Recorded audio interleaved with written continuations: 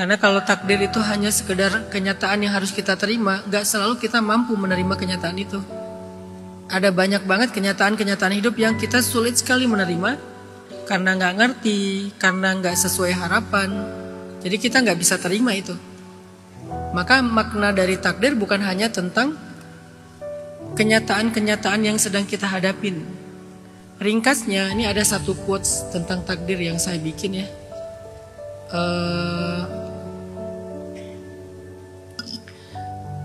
Takdir itu bukan tentang peristiwa apa yang sedang kamu alami, tapi tentang rencana besar apa yang sedang disusun untuk kamu dengan peristiwa-peristiwa itu.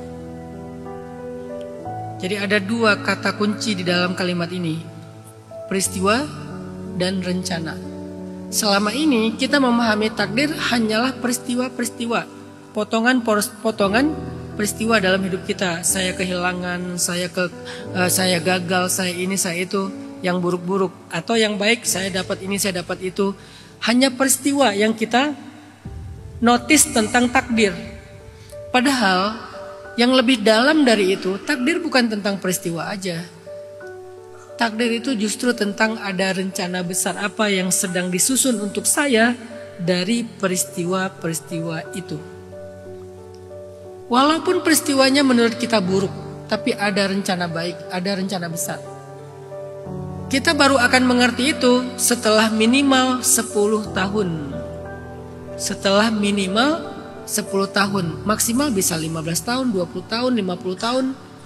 Tapi paling cepat menurut saya dari bacaan-bacaan kisah para anbiya dan pengalaman pribadi, minimal 10 tahun kita baru ngerti. Kalau dihubungkan dengan yang narasi yang tadi, itulah hidup. Dia ngasih kita ujian, baru ngasih kita pelajaran. Antara ujian sampai ke pelajaran kadang takes time sekitar 10 tahun atau lebih. Jadi siapa tadi? Miftah dan teman-teman sekalian, kalau Miftah tuh ngerasa sekarang kayak gersang, sulit sekali untuk menangis karena cinta, sujud dengan lapang dada dan seterusnya. Karena masih ada satu beban dan ganjelan di hati Miftah yang gak terjawab tentang takdir. Miftah memaknai takdir adalah potongan-potongan peristiwa, baik ataupun buruk. Walaupun yang sering kita rasakan itu yang buruk menurut kita secara subjektif.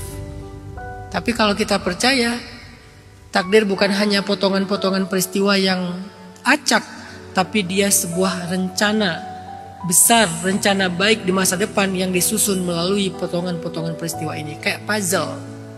Potongan puzzle itu kalau kita ambil satu potong, kita nggak ngerti ini apa nih. Tapi kita harus sabar nyusun 1, 2, 3 terus. Nanti mulai setengahnya udah mulai kelihatan nih. Oh ini ternyata gambar kucing. Oh ini ternyata gambar bunga. Kalau cowok mungkin oh ini ternyata gambar mobil, motor. Yang favorit kita, oh bagus ya gambarnya. Setelah setengah kita nyusun puzzle-puzzle yang rumit tadi. Nah banyak orang yang menyimpulkan puzzle yang utuh itu dari 1-2 potongan terpisah. Hidup aku aneh banget. Warnanya hitam.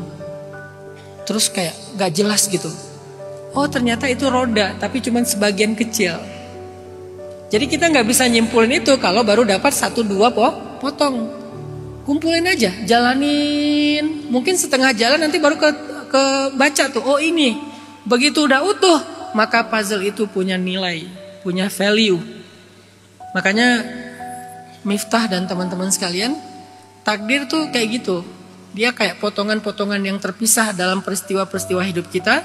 Tapi hakikatnya bukan apa peristiwanya, apa potongannya, apa gambarnya, tetapi apa rencana besarnya. Kita gak akan mengerti dan gak akan punya value itu sebelum kita ngejalanin dengan sabar.